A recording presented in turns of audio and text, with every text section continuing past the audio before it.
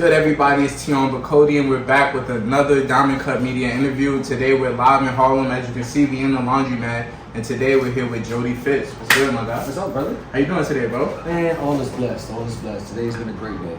How you feeling? I'm feeling good, bro. You know, we're here Saturday night. Big fight tonight. We out here doing this interview. Doing the interview. That means we're working. We're working. We're working. Never lazy. Always working. But what's good? This interview's been a long time in the making. Yes. Like a very long time. Man, everybody, me and Tion have known each other for a very long time. We both watched each other's come up. We watched each other grow up.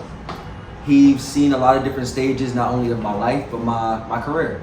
And I've waited for this moment for a very long time. So thank you once again, bro, for having me here. So let's get back to it. Let's start off with your name, bro. The name Jodi Fitz. What's the meaning, and how'd you come up with it? So Jodi is an acronym. Okay. Jodi stands for Journal of Derek's Imagination. I am Derek. That is my first name. The way this name came up was actually 2 years ago. I was building a mixtape, and I really enjoy becoming a character. So for that project, I knew I had a character. I'm on a theme project. His name is going to be Jodi because I'm a fan of acronyms. And for a while, at the time, my artist name was Fitz, the Misfit. I knew I had to become Jodi. So for a very long time for promotion, I was saying, yo, what's up, I'm Jodi. I was really becoming that character to make sure people accept the project. Because if they accept me, they're going to accept the project. After a while, I'm realizing a lot of people are saying that name a lot easier than Fitz the Misfit. Jodi rolls off the tongue a lot, way more easier, and also it's fun for people. Right. They hit me with the Jodi because the baby boy reference and all that. So it's a fun name to have. I kept the last name Fitz to have a first and last name. Fitz is my middle name, Fitzgerald. And I still am Jodi Fitz, aka the Misfit, because I am a musician in different ways. I'm a rapper, I'm a producer. So that's the best of both worlds in the name, and it's also my reality. Nice. We're gonna get more into like the duality of rapper and producing. That's dope. The name is centered around the project, and I remember you had the experience, the kind of live performance experience. Yes. Downtown in Soho. What happened to that tape? Is it still coming up? That tape, yes. Okay. The music will be coming out. That project, that experience, the Jodi listening experience I did, what was that, 2022, last year? Yeah, it was last year. That was very fun for me. It was a fun experience also for the fans, from what I've been, people have been telling me. I was testing a lot with that experience. I was testing not only the music, the new sound, the rebrand, but also it was my first time having a listening experience where for 2 hours people sat down and listened to me and watched me on stage without me saying anything on the mic and stayed engaged the whole time. Right. I really appreciate everybody that came out. I appreciate you for coming out. Of course. But that was very fun for me. The music is coming out. It's definitely going to be coming out. A lot of new music has been made Since that time. So that new music sometimes, takes over that placement, but we didn't forget about it. Okay, dope. And you brought a lot of people out for that show independently. Yes. So, talk about that a little bit. What was the strategic process behind getting everybody to come out? My strategic process for getting everybody to come out is honestly just the intent of building a community. I knew since I've been building the community outside of the music, and that just translates easier into the music. So I knew a lot of people would come out to the experience because they enjoy me. They really enjoy not only the music but the energy I bring. So they want to experience that. Right. So I found a way to combine that and the music for not only them to experience what I've been doing, but for me to showcase what I've been doing in a way for them to go back, for everybody that watched to go back and be like, I've never seen something like, I've never got to experience something like this before. I'm happy I did. Nice. And let's talk about community a little bit more. You're from Harlem, correct? Yes. Harlem, NYC. Where specifically are you from in Harlem? That's a great question. I am originally from OFO, 141st Lenox Avenue. I also moved up to Convent Avenue where my mother grew up. But where I mainly reside now, where I feel is my home base is 128th Lenox Avenue, where my uncle owns the laundromat we're in right now. My father owns the building that hovers right over the laundromat, and it's a Jamaican flag up top to represent our nation, our culture, our family. Alright, so your family's really established in Harlem. In terms of, business, We you have the laundromat. we love Harlem. Right. Establishment is based on other people's perspective, and I'll leave that at that. Fire answer. So describe your upbringing in Harlem. My upbringing in Harlem was really simple, honestly. I got the opportunities to go to like private schools. I wasn't outside a lot, I'm not gonna lie. I started coming outside and being around people around, let's say, high school. Okay. I went to high school downtown though, so I didn't go to high school in Harlem. I went to middle school in Harlem. But my upbringing in Harlem was fun overall. It was a very enjoying time. It was different than the times my parents spoke about, different than times that my older siblings talked about. But it was a time for us to really shine and like grow together. Like I've going to different schools and seeing how even though me and you went to different schools, me and my team went to different schools, we all here together and we've been together for a very long time. And I love that about Harlem. Like it really brings people together in ways that we wouldn't even imagine. That's a fact. All right, so you talked about it a little bit, your Jamaican heritage. So you grew up with Jamaican parents, right? My father's Jamaican, my mother's American. Your father's American. So it was like growing up, what music were you hearing in your household? So growing up, honestly, my pops got incarcerated at an early age for me, around 4. So I was really around my mom a lot. We listened to a lot of R&B. My mom didn't really love music, but she enjoyed it. So Angie Stone would come on, Erykah Badu. She loved Q-Tip's voice, so we would hear some Q-Tip, some Tribe. But she would love records like the new records around those times, like Tambourine by Eve, or Beyonce Get Me Bodied, or Jaheim, like any of those records those artists made. She loved Babyface. So that would be that was played in the house a lot. When I came over to this side of the family, a lot of reggae, a lot of Buju, a lot of Barris, Tarrus Riley. My dad loved Tupac though. One thing my pops loves is some Tupac. Tupac and DMX, those are his homies. Or some Kenny Rogers. R.I.P. to both of them. R.I.P. to both of them. Or Kenny Rogers. My dad loves country music. Why? Hey, you gotta ask me that question. So what music started inspiring you? Like what music did you latch on to early? Latch on to early for music just to listen to or just for inspiration? Like when did you start what songs you listened to and you were like, I like music a lot, like maybe I want to make music one day? Or when did you even get that realization? I didn't even get that realization of making music until I was 13 years old. So who were you listening to then? 14 years old. Tyler Creator. Odd Future. Early Odd Future. Tyler Creator, Earl Sweatshirt, Haji Beats. They inspired me a lot. It translated over to ASAP because I was finding out there's another group from New York.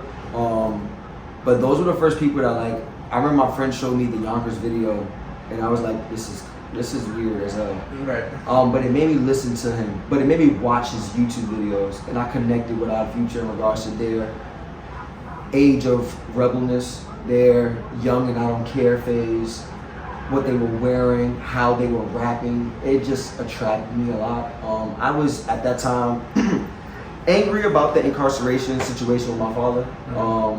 That's because I was young and not understanding all the dynamics, just little pieces. But how they talked about their father and their hate for that or their anger was a way I wanted to do that and not care. So I was rewriting a lot of their lyrics to make it make it more aligned with my life. So I would say Odd Future started my want to make music. Nice. And when you say that inspired, because you have a group yourself, LOTB, right? Leaders of the Block Entertainment. Would you say Odd Future, those type of groups inspired this group? Nah. No? Nah. The reason why I say that is because these are my co-founders back here. These are the people that we built something together. Not saying they didn't, but I want everybody in this team to make sure they understand they have a percentage in this team. They're working not only for themselves, we're working for each other. So as long as you go hard, you're gonna make you some bread compared to working for somebody else. I don't want them to ever feel they're working for somebody else. Nice. And you know, so you get inspired by our future at 13. When did you start making music? 13. 13. What was your first song, you remember? The first song I recorded was over the beat 1985 on the album 1985 Flying Lotus. It got taken down a lot of times because that's an official album. I put it on Hot New Hip Hop. That was my first song ever recorded in Jones House Studio, Uptown, OFO, 141st Street. That was the first time I ever touched the microphone. Shout out to Cap J. Shout out Cap J. But yeah, that was my first song I ever recorded, and that's when I was rapping. That's when I was Fitz the Misfit. Fitz the Misfit was the conscious backpack rapper that wanted to show skill in regards to flow, wordplay, bars, and artists, like music creativity. I wanted to make sure people knew I could rap, and I went hard with that. So what changed over from that to Jodi Fitz? Rap got boring to me. And not saying rap for me, rap in general. From back when I was rapping, I was really inspired. Going to Hot New Hip Hop, going to Hype Track, Two Dope Boys to find out the new mixtape. Everybody was sounding different. Danny Brown's Odd Future to Kendrick Lamar out of nowhere. Of course, you can't forget Drake and J. Cole, but nobody's giving you the same type of beat, the same type of flow. They're giving you their version of whatever they want. And it was real inspirational at that time. Anderson .Paak, Harry Styles. When I started listening to Brent, when I started listening to a lot of people that's just running, that's in their own lane. They're not worrying about nobody else. They're not sounding the same. I really appreciate drill music.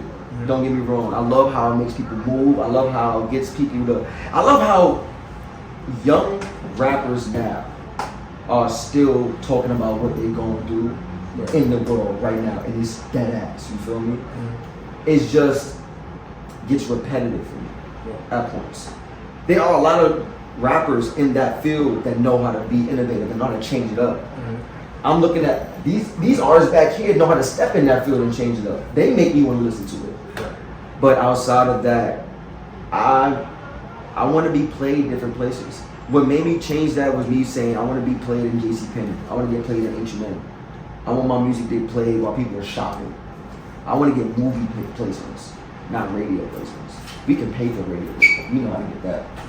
But movie placements, it's a different bag.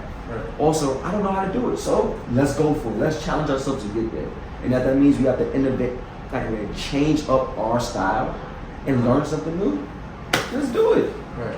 And I witnessed the change in music, your early like SoundCloud releases, or like you said, the backpack rap, conscious, proving your lyrical prowess, and then you drop Way Out when you're Jodi Fitz, and that's a different sound. So, what inspired that sound? What inspired that sound was me being in the studio. My boy possibly can make it tonight. We'll see.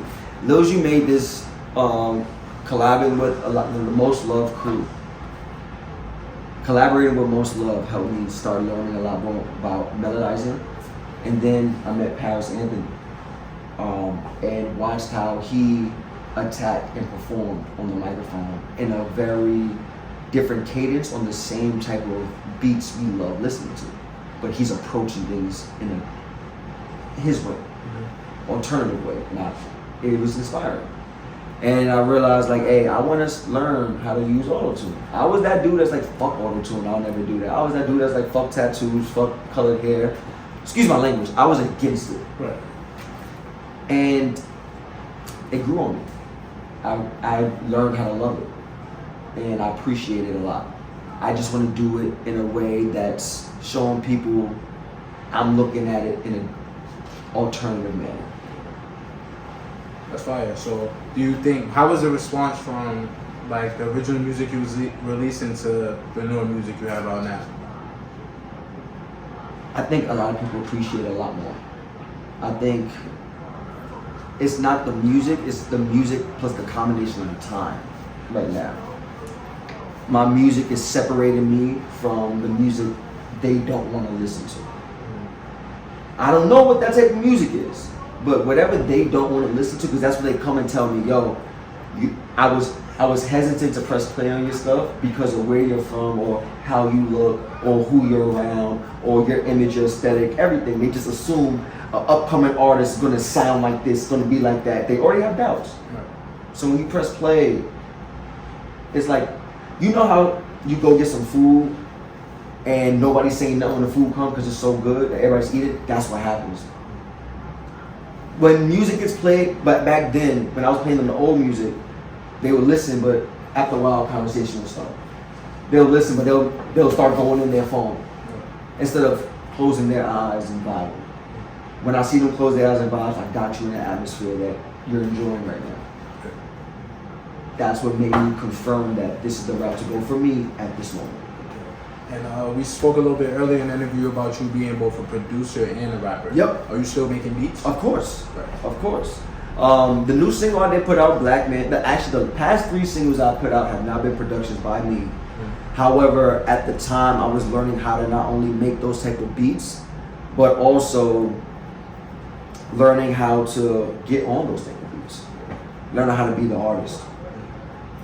For a very long time when I became the producer, I stopped being the artist. I used the production to expand the network. I used the production to get me in places, to get me in circles. It got me to LA. It got me producing for different artists out in LA. It got me to elevate in an internship in LA. It got me to produce tracks for this guy, It got me to impact in a different way that I wasn't impacting when I was just an artist. So I can't forget that. And I enjoy when people go, yo, you made this beat? And I said, yeah. And they're like, you something else. Right. Yeah. Gotcha. So when I asked, you said you brought up LA. Mm-hmm. You had an experience in LA. You said you had an internship. Yes. You were producing for some artists out there. Yes. You know, going from Harlem to LA, what was that experience like? It was different. LA is a different vibe. Yes. LA, people don't care who you are in LA. They don't. In New York, it's the same thing, but in LA, it's like, if you can't help me, I don't even want to talk to you. No. But I learned how to attack it in a different manner. I learned how to attack LA in a manner of, LA was, first, to answer the question, LA was amazing, coming from New York. In New York, weed was illegal. Right, at the time. Weed was highly illegal. Right. You go to LA, you just smell the dispensary as soon as you get off the airplane. You just smell the ganja. I love it, you know? That was my first time living by myself, having my own car, going my own schedule. It was dope. I was interning for Atlantic Records. I was a runner, just getting food for people, but there was other interns there as runners as well. However, I talked to the client. I talked to the artist. Right. Not on some, yo, bro, I'm a producer. No, like, it's a nice fit you got on today. What is this? A mirror? Like, what is that? You shining today, bro. And they enjoy that energy. They enjoy the fact that I didn't just try to shop business to them off rip. You feel me? Right. They know I'm a nobody, but it's different. Excuse me. They knew I wasn't working there as an artist. Right. But they appreciated the engagement I did with them, I had with them. And that got me to having a lot more conversations. That got me called into studios. That got me called into houses, parties. Got me opportunity. I got to produce for Ray J. Oh shit. Yeah, it was. I don't know if the record's gonna come out, but I was in the studio and I produced for him. So you was in the studio with Ray J? Yes. Ray J is funny as shit. He is a character. So how was it in the studio with Ray J? Ray J is an amazing person. His work ethic is spectacular. He attacks the mic. He gets there and he's very precise with how his vocals come out, how he stacks them, what tone he wants to do with it. When he's on the mic, he's on the mic. He don't play. Yeah. And he don't sleep. He stay up whole time. He don't sit down. He's moving. I enjoyed it. It was very inspirational, and he's a very engaging person. He's not like, I don't want to talk to you. He'll like, yo, now, how you feel about this? Right. And I'm just a producer for him. I love it. I love the time. Shout out Ray J. Shout out, I appreciate that. Shout out Chili Fuego. He's a person that helped me get that. Shout out Sidney Van. Shout out Amal for helping me get the opportunity to work in Atlantic Records. And shout out to the Atlantic team. Trap Atlantic was the name of that studio specifically. There's a lot of people that helped me with that, and I'm very appreciative of that opportunity. Nice. Speaking of that, you had the internship with Atlanta. You got to be around the business a little bit. Mm-hmm. You're an independent artist now yourself. Will you ever see yourself or your team signing with the major? Partnering with a major. Partnering. So why partnering over signing? I would like the majors to invest in us, not give us an investment. Put money into the team to make money. Don't give us an advancement hoping we can make that money back. I don't want that. Dope. And I want to talk about your new single, Black Man. Yeah. Shout out to that. Shot in Harlem, video shot in Harlem. Out now. You had, pretty much everybody in here in the video. Yep. So speak about that a little bit. Different sound. Shout out to Chris Rob. You had him featured on the Shout out to I'm Chris Rob. Shout out to Beat Hive, the Beat Hive. Shout out to everybody that tapped in. LOTB, Trip Entertainment, Diamond Cup Media, Feel Greatness, Perplexion, Sean Antoine. It's so many people that came and showed love. Course selection, it's DJs, Uncle Chris, I appreciate you. Epic B, videographer. Yeah, he did his thing. He did his thing, bro. He did his thing. That sound. Are you venturing into a reggae sound? Are we venturing into a reggae era of Jodi? Yeah. We are. Yeah. But in my way. I want to incorporate reggae vocals on hip hop beats, on R&B beats, soul beats. That's right. We may get some dancehall. Right. But there's a route I want to walk right now intentionally, and I'm going to walk it. Yeah. And I'm going to showcase it to you all, and you're going to let me know if you like it or not. And if you don't like it, I appreciate you for listening. That's a spin for me. Thank you. All right, so you got Black Man video out right now. Out right now. When and is there a project dropping? There is a project coming in the works. When? It's when it comes out. Question mark, size 23. Is it coming out this year? When it comes out. So last we was talking about the project coming out. Facts. So not this year, when is it? It's gonna come out. The project won't drop.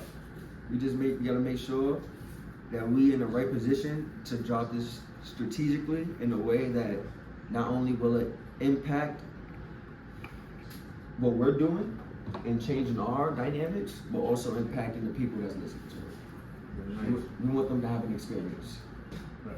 So we're closing in on Q4 of 2023. What's next for Jodi Fitz? Black Man's gonna be everywhere. We got performances coming up. I got festival performances coming up. I have a concert I'm playing. September 1st. September 1st. September 1st. What's September 1st? September 1st, Jodi Fitz, Lassie Moore, Trip Entertainment, and LOTB Entertainment will be presenting Jodi Fitz and Lassie Moore. Rooftop vibe. Private event. Where can people get tickets? Private event. It's a different experience. It's another experience event. Are we invited? Diamond Cut's invited? You already got passes, bro. Come on now. What kind of question is that? We did. So before we wrapping up the interview, you got the team in the back. Shout out to everybody getting in the back. Let me talk about some of these fellas real quick. I got Ty Low in the building. I got Lil You Made This in the building. I got King Sin in the building. I got Paris Anthony in the building. Hold on. I'm gonna let you introduce yourself if you want to. We got the Silent G's in the cut as well. We got Tion in the building. Diamond Cut is here. Jodi Fitz, I appreciate this, bro. I appreciate y'all for coming out. You already know my guy. This is love. And lastly, we wrap the interview up with this. What's some advice or some gems you have for any youth watching the interview or any upcoming artists? Creativity is key. Make sure you do what you want to do in a way that will not affect anybody, including yourself, anybody around you in a negative way. Learn how to grow. Embrace failing. Learn from it because it will help lead to success. Stay true to who you are and accept difference. Key thing for me, accept difference. LOTB, we aspire to inspire. I want you to do the same. All right, Jodi Fitz, let them know where they can follow you on social media and get your music. Oh, please, everybody, all my social media platforms, I am Jodi Fitz. Jodi Fitz, JODIFITZ. My music, you can go to Apple Music, Spotify, any streaming platform. Look up JODIFITZ. Jodi Fitz. You'll find me there. All right, Jodi. Appreciate that. Tion, Diamond Cup, we love you. Another Diamond Cut Media interview in the books. We out here. Peace. Much love. Yeah.